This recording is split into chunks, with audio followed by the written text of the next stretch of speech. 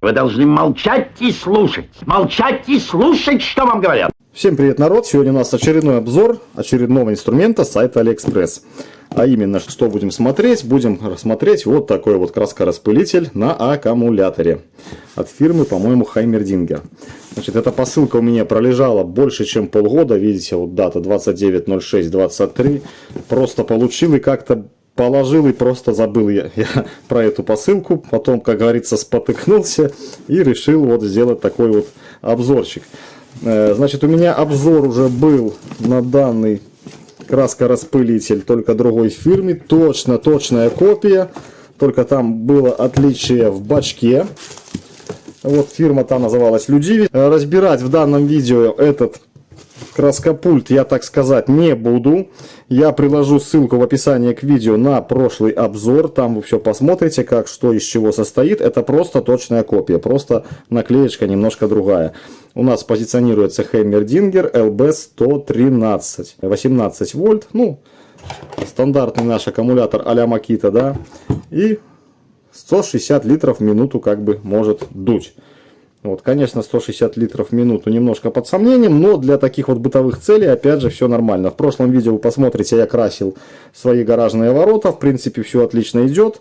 Также я пробовал тем краскопультом, сейчас я его дал другу попользоваться, красить, белить сад. Так вот, что я делаю данный обзор этим краскопультом, посмотрим, как это все дело происходит при побелке сада. Ну, побелим деревце, потому как я весь сад сегодня белить не готов.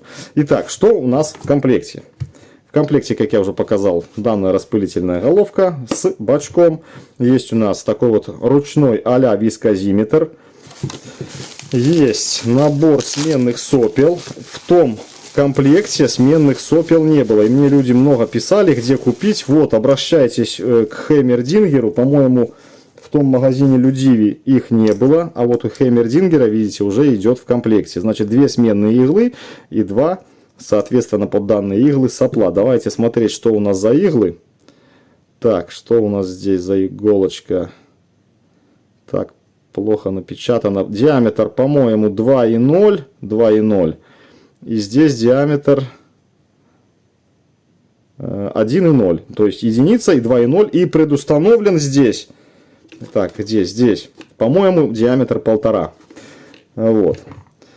Соответственно, под данные иглы устанавливаем и сопла. То есть, по диаметрам мы уже видим, что у нас слева 2,0, справа единичка. Про вискозиметр. Что такое вискозиметр и как это все дело работает? Видите, у нас есть такое отверстие и определенный бачок. То есть, краску нам надо, допустим, в определенных случаях гуще, в определенных случаях редко. То есть, если сильно густую краску мы сделаем, то, понятное дело, у нас вот это вот воздухонагнетатель, будем говорить, да, так, просто ее не поднимет из бачка, сильно густую. Если мы с вами сделаем сильно редкую, то наша краска будет мгновенно вылетать, то есть в никуда, будем красить воздух. Так вот, данный вискозиметр предназначен для определения вязкости краски, либо там, не знаю, меда, давайте говорить, да. Фокус в чем? Наливаем, разводим краску, наливаем вот этот вот полный бачок, закрываем, допустим, пальцем отверстие, берем секундомер. Открываем отверстие, засекаем время. Останавливаем время при последней капле, при опустошении бачка. Там, в соответствии с определенным временем, определенному времени соответствует определенная вязкость краски. Но по опыту это все в мусорку. Краску делаем на глаз. Я уже, допустим, когда я много раз и красил, и то, и сё, я уже знаю, допустим, какую вязкость нужно сделать. Но если вы первый раз эту штуку купите, то сразу готовьтесь к тому, что вы будете психовать и нервничать, подбирая вязкость краски. Все рассказываю по чесноку. Так, с этим все проехали. Давайте теперь взвесим наш вот этот вот прибор. Так, значится, собираем. Вот, я уже смазкой помазал, силиконовой смазочкой, даже можно просто любой, вплоть до отработки. Чуть-чуть смажьте резинку, чтобы ее на сухую у нас не закусывало. Если у вас есть аэрозольный баллончик с силиконовой красочкой, вообще замечательно, попырскали и все шикарно. Ну и вот таким образом собираем. Здесь что-то наподобие резьбы, видите, заход у нас сделан. Устанавливаем вот таким вот образом, придавливаем вместе и прокручиваем. Характерный щелчок указывает на то, разбирается, смотрите, сюда кнопку отводим и разбираем. Значит, характерный щелчок нам говорит о том, что вот данный фиксатор черный, вот, когда мы разбираем, видите, отводим, защелкнулся в этот паз.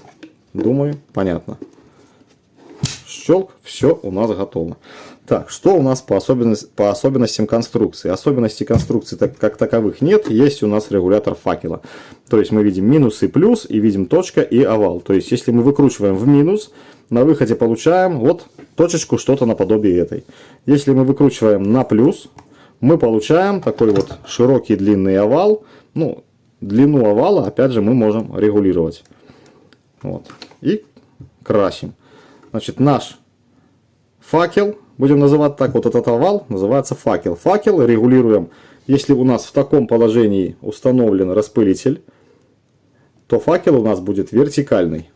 Вот так будем красить, я надеюсь, понятно. Если мы поставим вот так распылитель, факел у нас получится горизонтальный.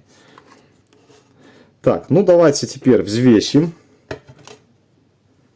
Килограмм 17 грамм, то есть вот ровно килограмм в пустом виде. Не забываем, что у нас здесь будет литр краски. Краска немножко тяжелее и гуще воды. Поэтому у нас примерно получится 2 килограмма, там, не знаю, 200 грамм, пускай так. Вот. И с аккумулятором, возьмем 4-амперный аккумулятор.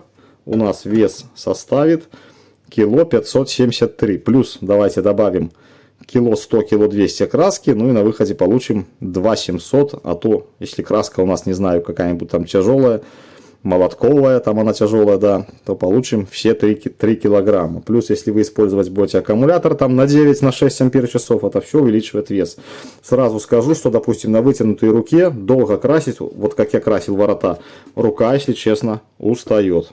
Даже очень устает. Вот такая вот у нас сегодня машинка, да. Так, давайте сейчас покажу я вам, как у нас что откручивается и меняется. Снимаем, откручиваем гайку, снимаем пластиковый вот этот распылитель. Он снимается отдельно от сопла. Выглядит, ну давайте разберем. Так, и у нас установлена игла. Игла, друзья, не надо здесь применять никаких ключей. Все откручивается руками, зажимаем тоже руками.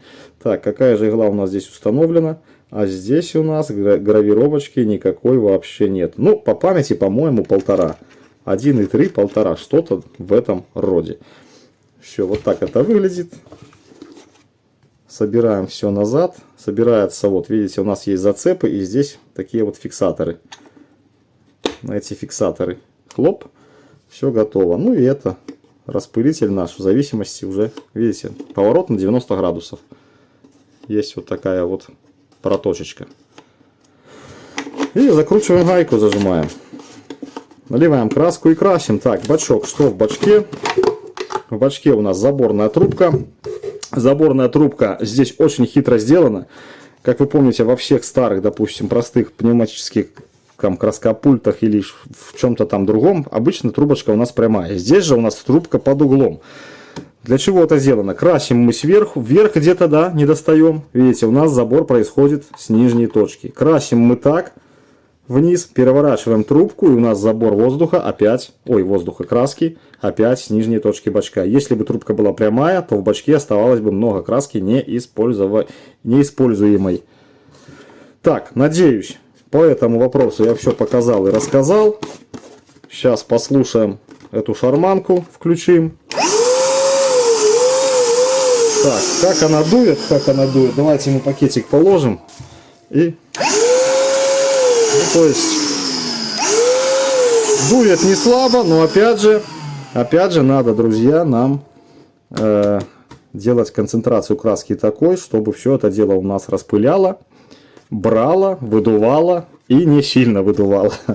Все, идем. Развожу красочку я садовую для деревьев и попробуем деревце покрасить. Да, еще одно замечание. Если кто-то будет таким вот пистолетом белить деревья, да, то идет отражение краски от дерева, обратное отражение. И вот аккумулятор здесь все запрыскивается краской. Поэтому мой совет: устанавливаем аккумулятор, одеваем какой-нибудь просто целлофановый пакет, завязываем, чтобы нам не попала ни влага в аккумулятор, ничего. Здесь, тем более, видите, у нас есть отверстие для вентиляции. Поэтому все это укутываем в целлофан, и все у вас будет чисто и аккуратно. Я по незнанке первый раз белил деревья, взял аккумулятор, даю дрозда, и потом смотрю, у меня все, блин, здесь белое. Вот, все, хорош демагогии, идем, смотрим, как белить, как он белит дерево. Ну что, вот такая вот у меня краска, новая баночка. Берем шуруповерт Heimerdinger, и вот такую вот мешалку я сделал. Мешаем на низкой скорости.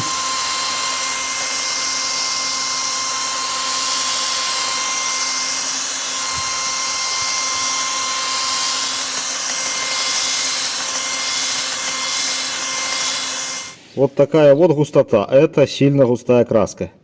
Она через данный пульверизатор у нас не пойдет. Вот. И поскольку у меня краска свежая, и при размешивании я видел, что нет никаких абсолютно комочков, то ее процеживать я не буду. А так обычно, если краска где-то уже постояла, вот, то рекомендую, конечно же, процедить. Можно использовать какие-либо готовые фильтра для автомобильных красок, либо использовать там, не знаю, марлю, бинт, что-то в этом роде. Сейчас я буду ее разводить более реже.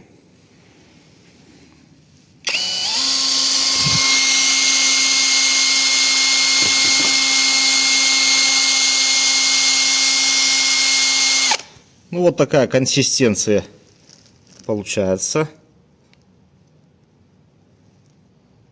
И заливаем и вперед красить.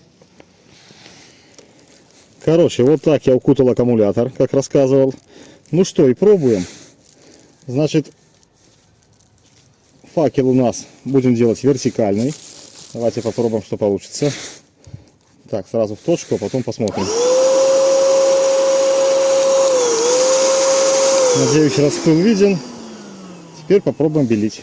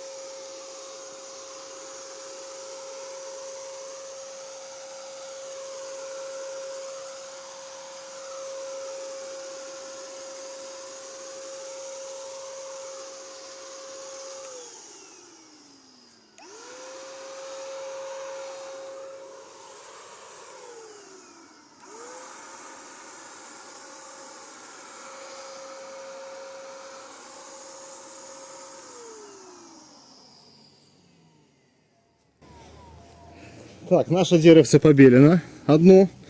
На камеру оно выглядит, ну, в принципе, почти белым. Но, друзья, когда это все дело высохнет, оно будет идеально белым. Давайте пойдем еще одно деревце побелим.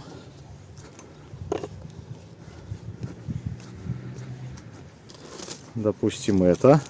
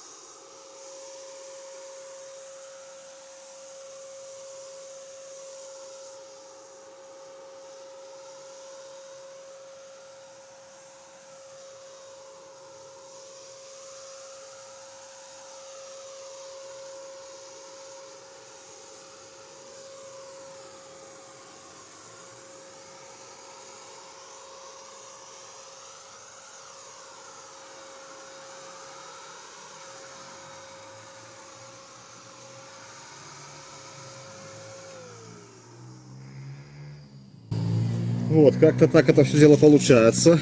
Израсходовано на 2 дерева ровно половина того, что я заправил. Можно было развести еще чуть реже краску.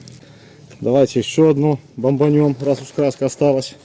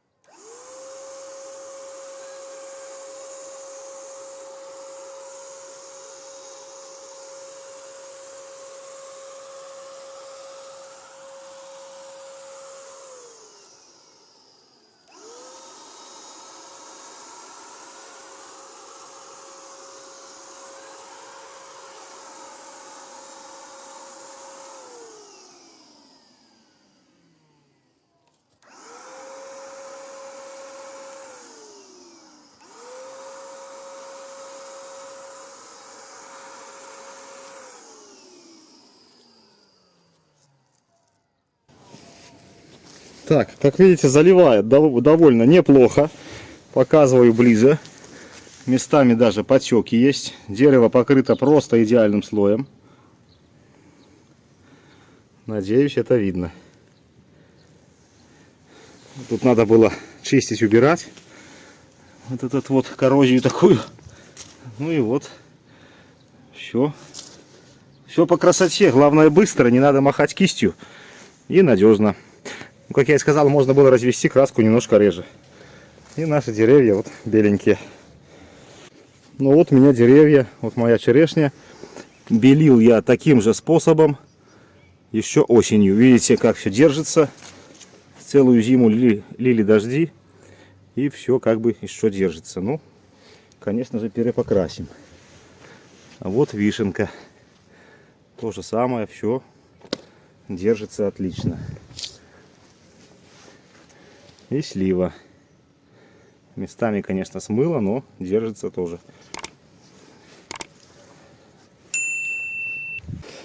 Так что, народ, на этом все.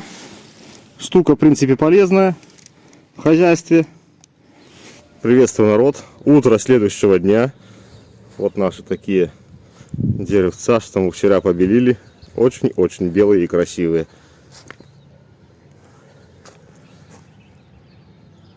Все отлично и очень плотно забелено. Ну и это деревце.